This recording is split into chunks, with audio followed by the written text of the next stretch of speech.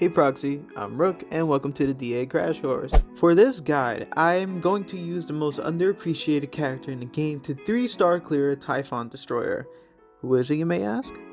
Yep, Anton. Based on my experience playing Zenless Zone Zero, this boss is very chain attack favored.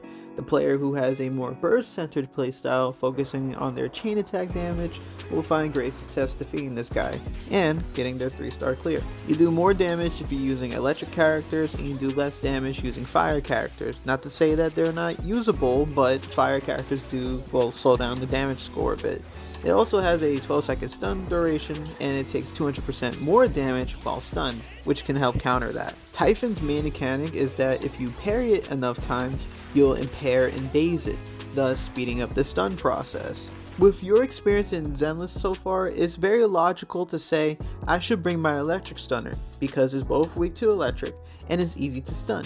And you would be correct if this was Shiyu defense. The issue with Typhon is that stunning it is too easy. Impairing gives a lot of points for the player, and unless you have the damage to make up for it, you'll struggle getting 3 stars. This boss is very picky. If you stun too quickly, no mechanic. If you shock too often, same result. Too far away, same thing. It just won't do it. And you need at least 2 defensive assist characters on the team so you can impair it fast. So with how picky this boss is, what can you do to get a better score? My advice is to treat this fight like a boxing match. No boxers in the back of the corner and just sitting there. They're up in front, they're close and personal, and they're always trading blows. Once you see him jump back and shoot his rockets, then the parry mechanic will follow up. You can dodge these rockets or deflect them with a sword character. I'll link a tutorial video in the description of a content creator who perfectly displays how to dodge this boss. However, I need to go over 3 important tips that you should be aware of. If you parried once, but you missed the second or third one, it actually carries over. You can tell by how many hands are glowing. It'll only be 1 or none. So, for example, if 1 hand is glowing, you need to parry 2 more times.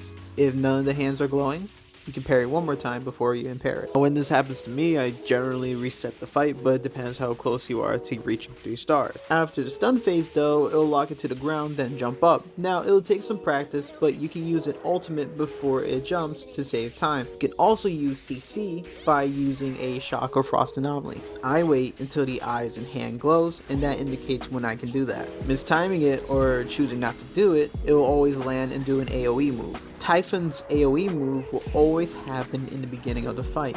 You'll notice the circle will charge up and explode. 2 ways to avoid getting hit by this are either using an EX move or watching the circle fill up before you spam your dodge.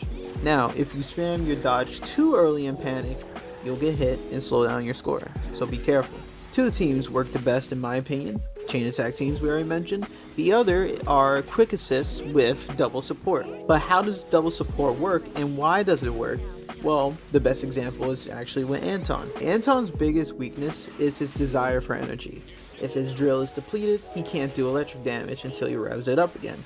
However, if you run 2 support characters, you will have a much easier time using energy. This is because supports give extra energy recharge when they use their ultimate move. This boss practically stuns itself, but that doesn't mean that stunners still can't be used against this boss, just a different way of building them. I recommend turning your stunner into some sort of sub DPS. Since you want Typhon to be impaired for a better score, you might as well get some extra damage before the stun phase. And I didn't forget about you Yanagi and Grace mains. I still see you. They still work against this boss. Just remember, shocking too much can hinder the impairment mechanic, then you'll have to focus more on your damage score. Okay, builds. With the chain attack teams, it depends on your main DPS especially. The holy trinity of 4-piece sets in this fight would be Thunder Metal for shock teams, Hormone Punk for burst DPS teams, and Woodpecker for on-field teams. Now for your other 2 teammates, my top picks are 4-piece Proto and 4-piece Swing, because for Proto, you're always going to be defensive assisting,